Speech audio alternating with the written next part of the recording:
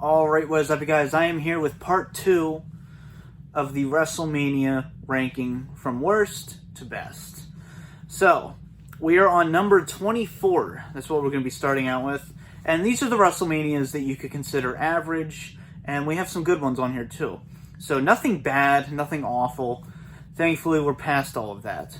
So, starting our list off with number 24, we have WrestleMania 34. Now, I was at this WrestleMania, and I really feel like that helped me to really analyze it at the time. And going back and watching it, a lot of people say this is a really bad WrestleMania, and I can counter that. You know, I think this is better than, obviously, everything we've seen so far on this list, because you had a good triple threat opening match. We had a great women's title match between Charlotte and Asuka. The Ronda Rousey mixed tag match was even great. You know, that first half of the WrestleMania I thought was really good, and then it just went downhill. You know, obviously this is number 24, so, you know, it's nothing really that great or anything good. I think this is the perfect definition of an average WrestleMania. I think it honestly evens itself out, because you had a great start, and then you just had the awful finish. And it's upsetting, you know, it sucks, because, you know, Nakamura and AJ Styles, that could have been great. The main event, Brock Lesnar and Roman Reigns, that's just, you're not even trying at that point. So, it's unfortunate, but if it wasn't for the first half, yeah, this WrestleMania would be awful. But, you know, like I said, there's some redeeming qualities there. And then next up, at number 23, we have WrestleMania 16, aka WrestleMania 2000. So, we have some fun matches on here. You know, you have the Triangle Ladder match. We have the Hardcore Battle Royal. We have one of my favorite WrestleMania matches, and something that's very overlooked. Kurt Angle, Chris Jericho, and Chris Benoit in the first ever triple threat 2 out of 3 falls match. So, not 2 out of 3, but, you know, each fall counted for a title. So, that was awesome. You know, this is very Attitude Era. It's very overbooked. You have a lot going on here. The pacing can sometimes just feel off. And I think the most disappointing part is the main event.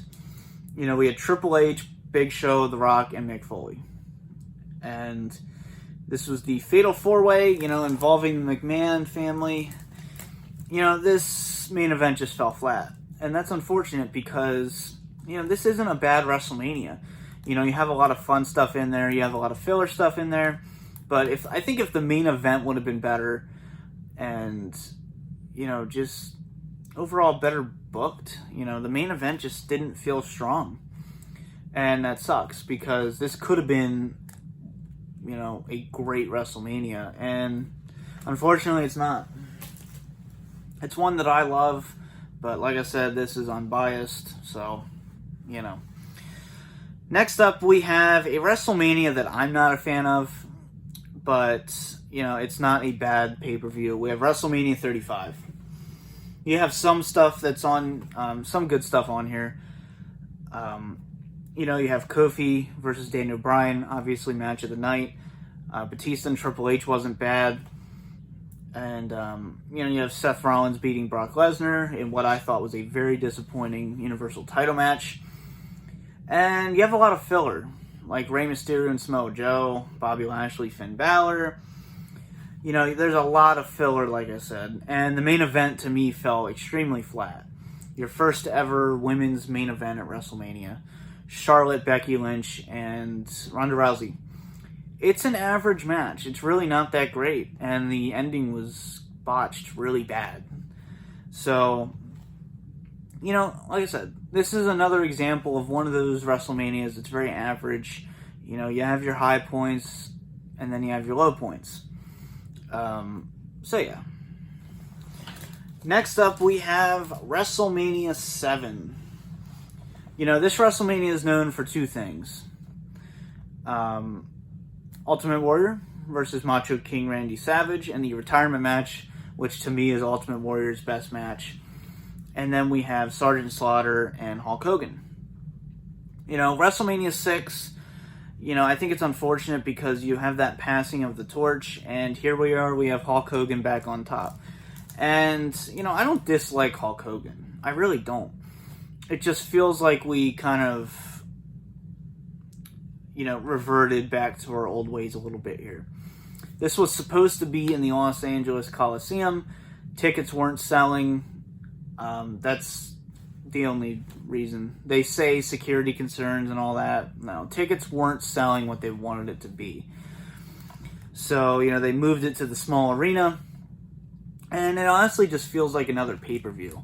But, there is some good stuff in here. Jake Roberts and Rick Martel, a surprisingly entertaining blindfold match. You have Undertaker, the first streak match versus Snuka.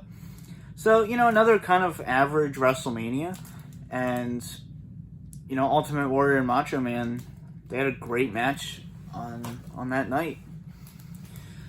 Next up, we have kind of a divisive WrestleMania. We have WrestleMania 12. This one is a very unique WrestleMania. We don't have much going on here because of our main event. The Iron Man match, Bret Hart versus Shawn Michaels. It's an hour long, ended up going a little over. And, that match, is it the greatest Iron Man match of all time? No way in hell. But it is a really good match. I don't think it's a 5-star classic, but I think it's more for the importance of it than it is the match quality. I can easily sit down, watch that match, no problem, not get bored. A lot of people say it's boring. A lot of people say it's the greatest match of all time. I don't think it's either. For the first Iron Man match in, the WWF for WrestleMania, it's not bad. It's a solid WrestleMania main event. It's how it should feel. It felt important. We also had Roddy Piper and Goldust in the Hollywood Backlot Brawl, which I thought was extremely entertaining. Undertaker versus Diesel was okay. And then we have the Ultimate Warrior versus Hunter Hearst Helmsley. And that was a complete fucking disaster in every way possible. So overall, I think as the night goes on, it kind of builds, and then you have that climactic main event. So it's a good WrestleMania. Next up, we have another one I'm not the biggest fan of, but I think for the time period in 2017, this is as good as WrestleMania could have gotten. WrestleMania 33. Great cover there. I always love that. We have the Ultimate Thrill Ride. So, we had Seth Rollins versus Triple H, kind of the conclusion of that storyline. We have the awful mixed tag team match with John Cena and Nikki Bella versus The Miz and Maurice. And looking back, it's just more cringeworthy than anything else, given what happened. We had Brock Lesnar versus Goldberg. Very entertaining match. Randy Orton and Bray Wyatt was very bland and just disappointing. That could have been a great match. I think the match of the night was your opening match with AJ Styles and Shane McMahon. So, that was entertaining. And then your main event, which unfortunately really fell flat, was Undertaker versus Roman Reigns. The crowd just wasn't having it. And I think this WrestleMania would be a little more important if this actually was The Undertaker's final WrestleMania, which it ended up not being. But overall, it has its high points, it has its low points. It's a lot like recent WrestleManias. There's a lot of high points and there's a lot of low points. We haven't had a great WrestleMania since, in my opinion, 2015. So this one just kind of got lost in the shuffle in a lot of ways. Next up, we have WrestleMania 6. One of my favorite WrestleMania main events. More for the importance of it and just how epic it felt. You had two baby faces, title versus title.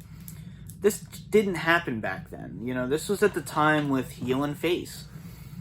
So, you had Hulk Hogan versus the Ultimate Warrior in your main event, which was more epic than it was good, but, it's still a very important match. You had Ted DiBiase in a great match with Jake Roberts. You have Rick Rude versus Jimmy Snuka. We have Dusty Rhodes in, I believe, his only WrestleMania match. So, this is very much, it's kind of like WrestleMania. It's kind of like WrestleMania 5 in a lot of ways, where, your main event is what drew the people in. And then you have the undercard, and the undercard really isn't anything significant. So, like I said, it kind of has WrestleMania 5 syndrome there, but, it's kind of overlooked in a lot of ways for the undercard. Like I said, the undercard's nothing great, but it's nothing awful. It's nothing bad. This is still an entertaining WrestleMania. And, the main event implications made it that much more important and just epic. Next up, we have what I consider to be an overrated WrestleMania, WrestleMania 28. This one has very high points and then very, very low points. Daniel Bryan and Sheamus. What a fucking waste of a match. That's all I'm going to say about that.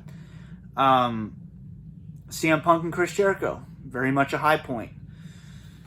We have Team Teddy versus Team Johnny. Very much a low point. Randy Orton and Kane. Big Show and Cody Rhodes. Once again, who cares? And, this pay-per-view is really only known for 3 matches. The WWE title match, the Hell in a Cell match, which was storytelling at its finest.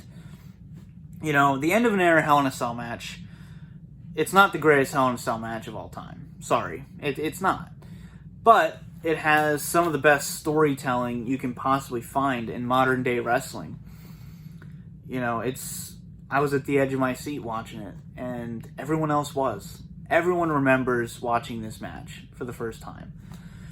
And then you have the once-in-a-lifetime main event with John Cena versus The Rock. It only happened once, so make sure you're there to watch it. And it really just kind of felt like a 3-star match. It wasn't a bad match. It's just, how can you live up to 1 year of hype? That's kind of the way I look at it. Even longer than 1 year, because you're going back to WrestleMania 27's build-up that they started this whole thing. So, yeah, there was no living up to the hype of that main event. But at the same time, The Rock and Cena ended up being good. And I think the wrong person went over. I will always say that. But overall, it's a WrestleMania with very, very high points, but then very, very low points. Next up, we have WrestleMania 8. This is one of my all-time favorite WrestleManias. It's a guilty pleasure. But, I would say, in a lot of ways, this is a good pay-per-view. You have Roddy Piper and Bret Hart, one of my favorite WrestleMania matches. You have Macho Man versus Ric Flair, another one of my favorite WrestleMania matches. It's just the problem with this pay-per-view is it gets lower on the totem pole because of your main event, which was Hulk Hogan versus Psycho Sid. Did anyone actually want to see that in 1992? I have never been a Sid fan. I never really understood the hype behind him. I never thought he was that good. Your main event was truly Ric Flair and Macho Man. That should have went on last. But it's Hulk Hogan. He's going to go on last, Especially in the early 90s. But like I said, you have 2 very strong matches. Even the opening match with Shawn Michaels, it was his first WrestleMania match. And I thought it was good. But, Undertaker and Jake Roberts was sort of disappointing. I wish that would have went farther, but that's on Jake Roberts there. But overall, the main event really brings this pay-per-view down heavily. Next up, we have WrestleMania 25. The 25th anniversary of WrestleMania, even though it wasn't the 25th anniversary of WrestleMania. You have the big silver star. You know, in a lot of ways, this is kind of like WrestleMania 8. You know, the main event brought it down. But you have a good Money in the Bank ladder match. The Hardys had a great match together. You have a decent triple threat match for the World Heavyweight title. You have an awful Kid Rock celebration, which isn't even on this DVD. And, you know, Chris Jericho versus the Legends. Obviously, it didn't pan out to be what it was meant to be. It was supposed to be him versus Mickey Rourke. But I kind of prefer the way it went because I don't like celebrity involvement in wrestling. And then, of course, we have The Undertaker versus Shawn Michaels. I think this match was better than 26, but 26 had better storytelling, so it's more up to you if you care more about quality or storytelling. You know, that's one of the greatest WrestleMania matches of all time.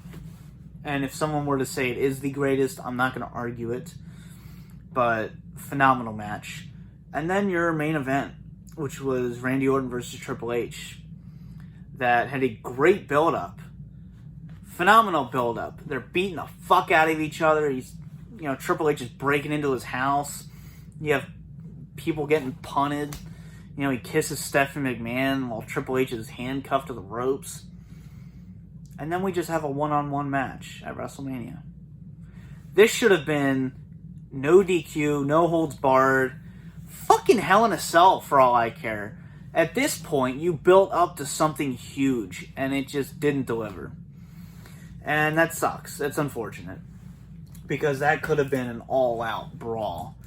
And it just didn't feel like the climax to that rivalry, unfortunately. Next up, we have WrestleMania 18.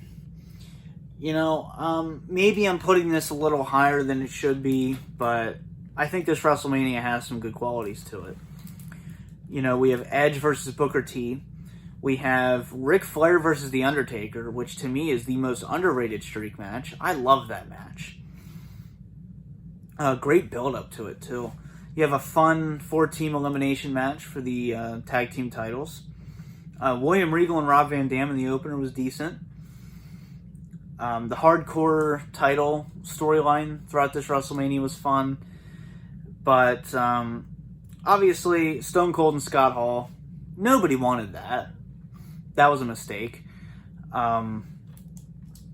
You obviously have Icon versus Icon. Hulk Hogan versus The Rock. This isn't a 5-star match. It's not even a 4-star match. But it is electric. The crowd was just inconceivable for this match. And, you know, wrestling, it's like an orgasm. You can only make a crowd hit their peak once. And that's the problem with this WrestleMania. This match did not go on last. It didn't even go second to last. So, when your main event comes, Triple H versus Chris Jericho, which isn't a bad match, nobody really gave a shit because they got what they came for. And they already popped. You know, they had their fucking orgasm. So, it's just going to go down from there. And like I said, it's not a bad match. It's just it could not follow Hogan and Rock. But like I said, this WrestleMania in a lot of ways has great qualities. But it's just the pacing that's the problem. But, you know, like I said, maybe I see this WrestleMania a little higher than a lot of other people would. But I will always defend WrestleMania 18. I think it is a really good WrestleMania. So, finally, to top off this list, we have WrestleMania 26. This was another one of those WrestleManias that had a lot of good points and then some negatives. John Cena and Batista, great WWE title match, kind of very overlooked.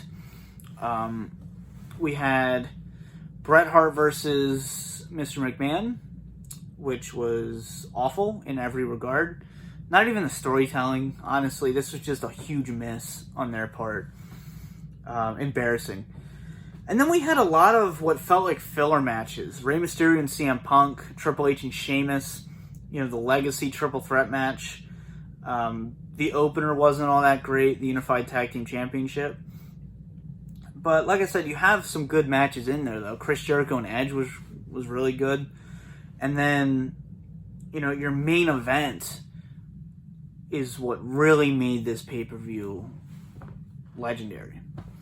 We had Shawn Michaels versus The Undertaker. Great storyline going in. This was just phenomenal storytelling. This is how you build up a match, especially a rematch. They didn't make the same mistake they did the year previous. This was the main event. Undertaker, Shawn Michaels at WrestleMania Part 2. And, streak versus career ended up being Shawn Michaels' final match. I think it's a little predictable, but at the same time, I remember not 100% knowing. So, like I said, great matches here and just absolutely legendary main event.